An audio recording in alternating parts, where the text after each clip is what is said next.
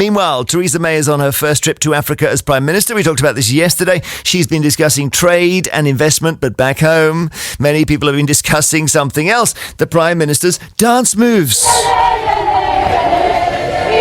There's a school visit in Cape Town yesterday, and you see Mrs. May arriving and then just going for it. She joined the pupils in a traditional dance. She moved from side to side, she bobbed up and down, and at times appeared to do the robot. Some observers claimed it was the most awkward thing they'd seen all year. One on Twitter said she definitely abolished freedom of movement. Mrs. May herself said she wasn't expecting any prizes for her dancing. I suspect my dancing this morning might not quite make it onto Strictly. Maybe you feel sorry for her, though, having to dance in front of the world's press when she's clearly not very comfortable doing so. Should she have refused to take part? Is there any way she could have looked less wooden? Maybe you've been in a situation where you're standing somewhere perfectly innocently, music starts, and you've got to move. You don't know the moves. You just want to get through it with a semblance of dignity intact. We're going to speak very soon to Elena Plescenco, who's a dance teacher, and you're going to help us retain dignity while moving. Is that right? Yes, that's right. Okay, brilliant. Meanwhile, on the politics, we've got Joey Jones here, former advisor to Theresa May, now a consultant at Cicero PR firm. If she's drawn towards that crowd of dancing school children, does she have a choice? No. You've got to do it, haven't you? Yeah. I mean, she would have known. I imagine her handlers, certainly, as she advanced towards a group of school children and drummers and musicians, their heads would have been in their hands, their hearts would have been sinking, because they would have known that this is just wildly, spectacularly out of the comfort zone for Theresa May and for pretty much any politician but isn't it, as well. If you go for it, you've got to do a Yeltsin, haven't you? Because what she did was she half went for it. I thought she looked like she was going for it much more than one would have expected from Theresa May. She was going for it, I'd say, a good 95%. Yeah, so she went for it wholeheartedly. Obviously, people mock, because that's what they always do. We don't want to do that here. Do you think she got away with it? Well, ultimately, I think that from Theresa May's point of view, look, this is somebody who is awkward in quite a lot of situations, and certainly one would imagine would be very awkward on the dance floor. She's quite a gauche individual, but I think that there is scope for, and there has always been scope for people to recognise that this is a Prime Minister who does have human frailties, and those frailties, I would have thought, were probably writ large for a lot of people in this sort of situation, where I would imagine that your listeners would be in the main very sympathetic towards her. Elena Plescenco, can you just tell us about the dance she did? Has it been formally identified yet? Well, she moved. I can tell that she enjoyed herself because she was smiling. Yes. You could tell, but she shouldn't really have moved her foot, I would say, forward and back just a little bit. She should not have. Yes. She should have stayed still, kept her feet in place. Exactly. Yes. Really? And just moved her hips side to side. Yes. Right. She would have felt a bit much more confident. And she had a little movement, and people have compared it to the footballer Peter Crouch when he scores a goal. It was robotic. Was it too staccato? Slightly. Yeah, you'd want to see that flow more. Yes, with her hips, yes. Yeah. She was smiling, though. She was smiling, she was enjoying herself, for sure. And Joey, that's important, isn't it? I think it is. I think that the thing that really doesn't work for politicians, for anyone really, is when you see a person who's supposed to be in a position of authority looking hopelessly out of their depth. I mean, I don't know, something springs to my mind is John Redwood when he was singing the Welsh national anthem donkeys years ago. He didn't go for it properly. Yeah. Such a vivid memory. As soon as you think of it, you think that's a defining image. And you can understand why it is that, if you like, image handlers, such as I was when I was working with Theresa May, get the heebie-jeebies about this sort of thing, because who would imagine that your stand-in Ed Miliband, for example, would have become defined by such a inconsequential thing as eating a bacon sandwich, mangling a bacon sandwich. These tiny moments can become very big things for a politician. Yeah. That's why people get so worried, but maybe they shouldn't be so worried. Just on the awkwardness of the Prime Minister, I don't know if it's fair to say she is awkward, but there was this moment in the run-up to the election when she was asked by Julie Etchingham on ITV News about what was the naughtiest thing you've ever done? What's the naughtiest thing you ever did? Oh, goodness me. Well, I suppose gosh, Do you know? I'm not quite sure. There must have been a moment. Nobody's ever perfectly behaved, are they? I mean, you know, I have to confess, when me and my friends sort of used to run through the fields of wheat, the farmers weren't too pleased about that. Now, so people then said, the naughtiest thing you've ever done is you've run through a field of wheat. What on earth is going on? Well, again, I can't put. Were you with her that day? No, not at all. But I can't imagine what must have been going through the minds. Well, of she her can't say advisors. I've vandalised But you 8 can't cars. prepare for that sort of question. So that's where the human qualities of an individual come out. And sometimes I think there'll be a lot of people who'll look at that and laugh and feel it's ridiculous. Some people will actually feel sympathetic. They'll see somebody who just struggles to work with that sort of thing on the hoof. Elena, what do you think of that? That some people are just not, they're not dancers.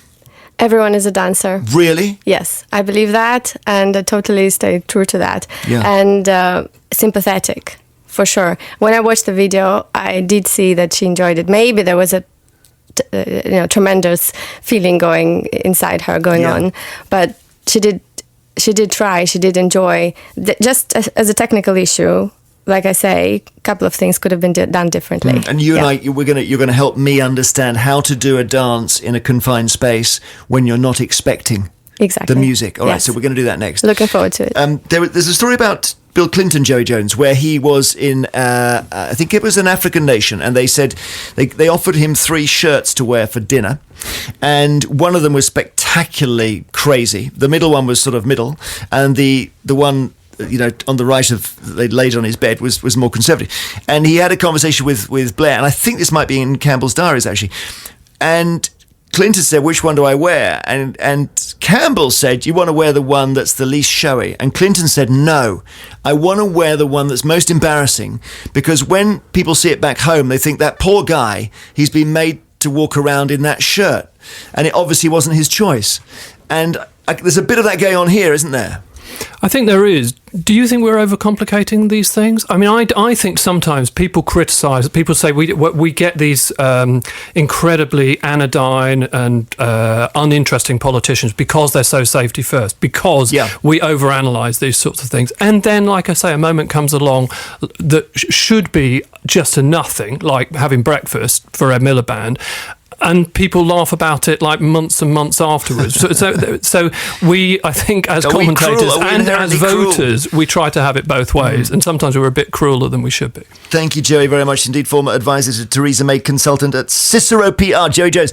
So, Elena, what are we going to do next? I'm going to play some music first. You don't have to worry at the moment. You are going to show me how to dance without moving your feet. Exactly. And if any potential prime ministers are listening, this is going to be useful. Thank you both. Elena, do stay. David Grant, Jackie Graham, a little bit of warming up going on. I've just been flexing my Achilles tendons, Elena. Is that right? Yes, just at the back of the heel. I just don't want anything to go. So what are we going to do? We're going to do a little bit of Despacito. Despacito. Okay, now, I'll tell you what, we've got some music we can play. I'm just going to get up. Shall I come around your side? Yes, please. Okay. So we're standing up in the studio, coming round your side. I think we can play it out the speakers, shall we? Come on. Tell me what to do. Okay, open your feet shoulder width. Open my feet shoulder width. That's right. Flex your knees. Both knees at the same time. Right, let me just hang on, yeah. Swing your hips. Oh, I see, like that. Side to side, that's right. Okay, yeah. Okay. Can I take my jacket off? Yes, please take your jacket off.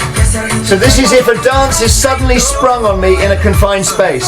Now, your hands, move them together at the same time with your hips, side to side. There you go. Okay. Okay, now, feeling adventurous, just move your hands opposite to your hips. That's it. Oh, wow. And this is what Theresa May should have done. Yes, that's right. Not like jogging. Now, I noticed, that movement, exactly. that's where it goes wrong. Robotic, correct, yeah. Right, so... Okay. Wait a minute, I So lost it. Okay, My hips went. Help. Right. Swing, side to side, hands with the hips. 1, 2, 3, 4. There you go. Now I'm going to do the other way. Now let's do single, double. Okay, yeah. Ready, go. The other way. Single, double. Single, double. Single, We've got it. double. We're doing... Look, sit down. I've totally got it. Okay, we can turn off the music. That was really interesting. You had, just to describe it for people, I didn't ever move my feet. No. And the mistake was, when she moved her feet. You only move your feet if you're confident, if you know what you're doing. Right. And you had me, just in case people couldn't see it, you had me, obviously they couldn't, you had me rocking my hips left and right. And your hands together with the hips. And I did 1, 2, 1, 1, 2. You like could that. do, it's a variation. 1, 2, 1, 1, 2. Right. Or single, single, double. And that is a way for a prime minister to dance in public without notice and without making a fool of themselves. Yes. Okay, we're with Elena Plescenco of Flow Dance London. Bob Walters in Kirkby, Nottinghamshire. Have you ever had a dance sprung on you?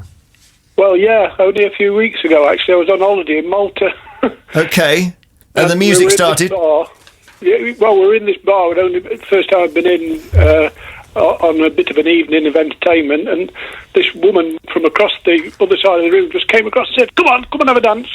And that was it. And my wife just said, go on and have a laugh. Okay. And I'm coming up for 70, so, Yeah, now, Elena, what should he do in that situation where a stranger suddenly says, come on? Well, it's a slightly different situation because you're dancing with somebody, so it's already couple dancing. Well, first of all, focus on yourself. Do what I said earlier, Take your partner's hands and just slowly rotate her one side and then with the other hand, the other side. And slowly, don't do anything too quick. Okay. Did you try a rotation, Bob? No, we were just bouncing about on the floor, having a good laugh. Okay, and did you, at the end, was she still around? Did she run off? What was her name?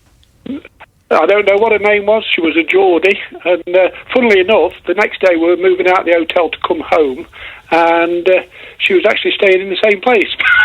Brilliant. I'm sure your wife was happy about that. I'd say the most important thing is to take care of your partner, to really show her that you care about her on the dance floor, not just showing off yourself. I was talking to Karen Clifton, the great goddess of Strictly, who I adore, and she said she was with some guy, or it was, I don't know if it was an event or whatever, but he was just a member of the public and he wanted to show his moves. Happened to me too. Well, and he went straight into the splits for the first time. There you go. In his life. And I think he was unable to walk for 3 to 4 months. I'd imagine that, yes. So that shouldn't be done, should it? No, definitely not. Whether you're a prime minister or not. Bob, trying to impress. No, don't do that. Julie Milverton emails, I voted for Theresa May to be our prime minister, not as a contestant on Strictly. So what does it matter she can't dance? How mean are people to ridicule her? I think the same. Do you think it's mean, Elena, people to laugh at her? She tried. It is mean, yes. It is attention, but I sympathized when I saw it. And you mentioned how you can retain dignity by not moving your feet when you dance. Is there a point at which you recommend moving the feet? When you start getting confident. Okay. And when you really feel the rhythm, yes. Do you remember Boris Yeltsin did a dance, the Russian president, and I think he took out about 4 spectators. Don't try that. Ryan emails, a lot of the mockery comes from those on social media who don't agree with Theresa May in the first place. I can't help but feel if Jeremy Corbyn was filmed dancing, he'd be praised on social media for being charming and getting involved. If May just stood there, she'd be criticised for being miserable. David Tweedale in Llandudno says, I thought she did okay with the dance. Very well. She looked more relaxed than she has for a long time. Definitely a candidate for Strictly. But David Horman in Oswald Whistle emails and says, I couldn't help but cringe watching Theresa May because it looked like I'd asked my mum to dance in front of the world. I hope she doesn't hear that. In the end, we've got to encourage everyone to dance as much as possible. We do, and it was sweet, and we all should try and dance. There's a dancer in everyone. Thank you very much for coming in. Pleasure to meet you. Thank you All the so best, much. Elena. Elena Plescenco of Flow Dance London, a dance teacher. This is Patrice Russian. Actually, give us your moves for a second here. Yes, just for a second. I know it's radio. Okay, I am. There you go. That's brilliant. It's brilliant. Thank you. Take care. Thank you very much. Thanks again to Elena. Thanks to Joey Jones for discussing Theresa May's dancing and encouraging, I hope.